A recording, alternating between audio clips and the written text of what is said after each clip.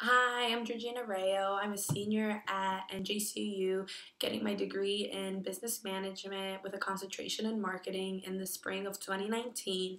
I'm also a senior captain on the NJCU women's volleyball team.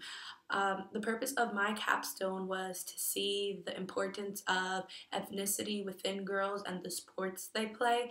And the reason I decided to make that my topic was because I love sports and I've always loved sports ever since I was young.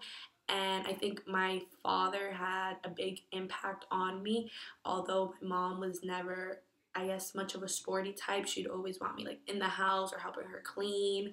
My father did give me like the freedom and the opportunity to play sports. So I've been playing volleyball since I was 10. And I just wanted to see what other girls' experience was like playing sports. And I hope you guys enjoy my project.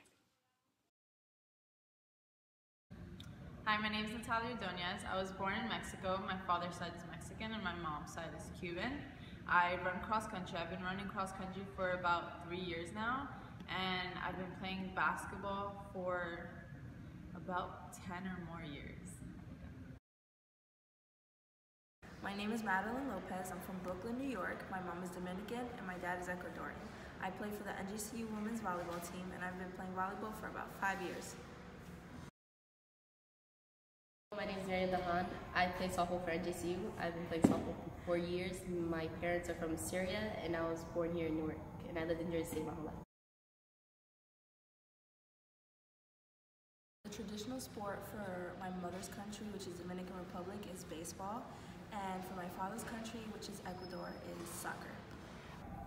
Well, we don't have really a traditional sport, but we did play one time in they played soccer for I forgot what it was. Anyways, they played soccer and they didn't want to play, but they ended up playing and they were really bad. So yeah, that's it. My mom doesn't really like me playing sports in general, but I play sports since I like to play. But like my brothers, like they support me. My uncle supports me. Um, Basically, that's it. And why do you think your mom doesn't want you to play softball or sports in general? Well, she doesn't want me to play because like most of the times like we stay out late or like I won't come home until later at night, and then other times it's just like how like the uniform is, like she doesn't like me wearing stuff like that. Can you explain the uniform? Like because the uniform is like pants and a shirt. Like she doesn't like me wearing pants and a shirt, but I end up wearing pants and shirt anyways. So. Yes, they have been, and because they've been to all my games, they even paid for my club team, and they just always give me advice after every game, what I should improve on and what I should do to contribute to the team and whatnot. My mom has been supportive. She's come to my games and she's always wished me good luck. But I would say it's more of my coaches that have pushed me to do more, as in like try out for like travel leagues or whatever. And then my dad, he lives in Mexico, so he's not really supportive as to like going to games because he actually like can't. But he has like wished me good luck and all that stuff, and he's asked me like how's the season going and whatnot.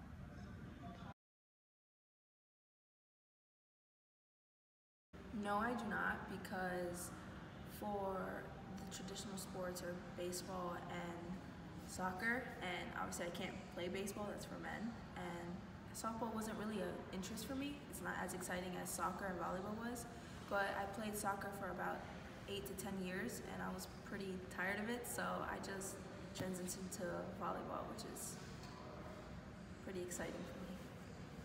I definitely think that the culture impacted me just because, like I said, in Mexico it's very hard to find sports like volleyball or basketball to play like on a team or in a league. So marathons were more accessible just because you would sign up, and the bad thing is you would have to pay, but at least there was a lot, like it was maybe like a marathon a month. So it was like you trained and then you ran that marathon. So it was more accessible. Yeah.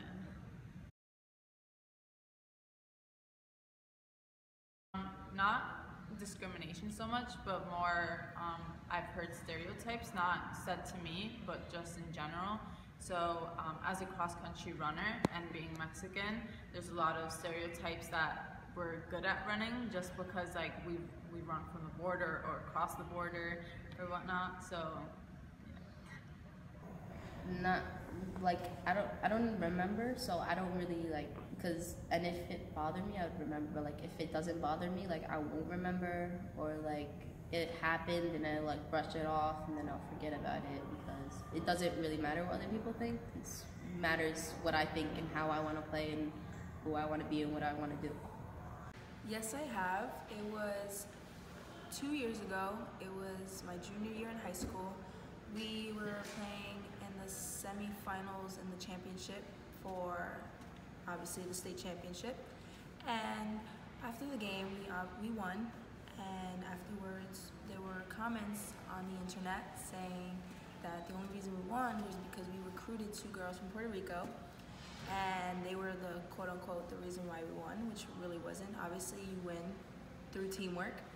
And they were just posting very hurtful things on social media about their race, about their abilities, and that they're just Spanish girls who do nothing but just cheat and whatnot, take steroids. It was just a whole bunch of nonsense.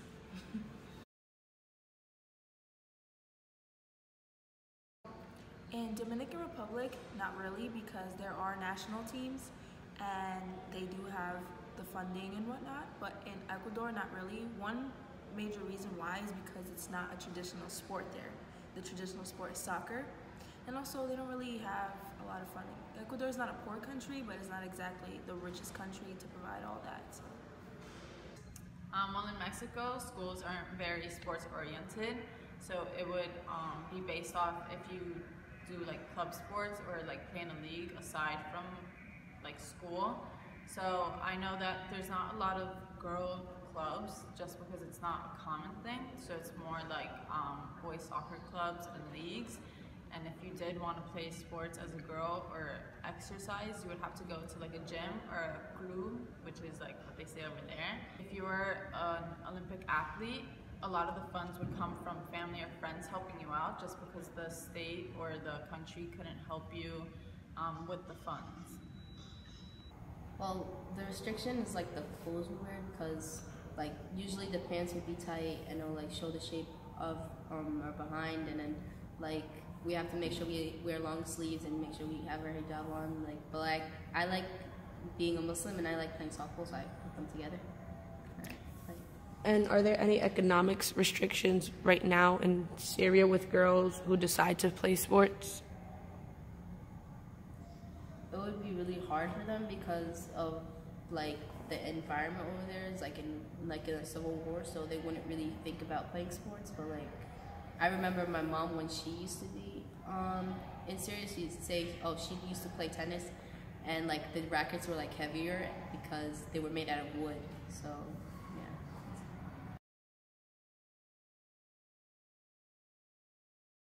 I definitely think if you have an idea of the sport you want to play, or if you play one already and there's no clubs or any way to actually like play, definitely think about like making a club at school or even outside of school, like meeting up at the gym or a club or whatever it is, and sticking to that. And if you have enough girls, like ask your school to make a team or whatever you can do. But definitely like don't give up if you like a sport or whatever. And then any motivation you could always look at. I've always looked at like Nike ads, like the new one with Colin Kaepernick. That one's really like motivational. So any like YouTube stuff as well, I would just look for motivation. Well, first off, by starting to fundraise, you need money for the uniforms, to rent out places and whatnot. And then I would also try and encourage them to find girls who are very ambitious to want to play in tournaments, want to play games, practice anywhere, at any time, just to get a team going. And what I would say to them is to never allow anyone to convince you that you cannot do it, and don't ever let failure go to your heart, and don't let success go to your head. I would say you just, if you want to do it, go do it. And if you have a passion for it, go have a passion for it. Work hard, and it won't matter what you dress or what you wear, but I'm sure like your coach will help you, and like whoever, because all like throughout high school and college, my coach has always been like so supportive of me playing, because she knows I'm a good person and I know how to play, and I'm very like I understand the game, so I'm always there, and she knows that I'm good at playing.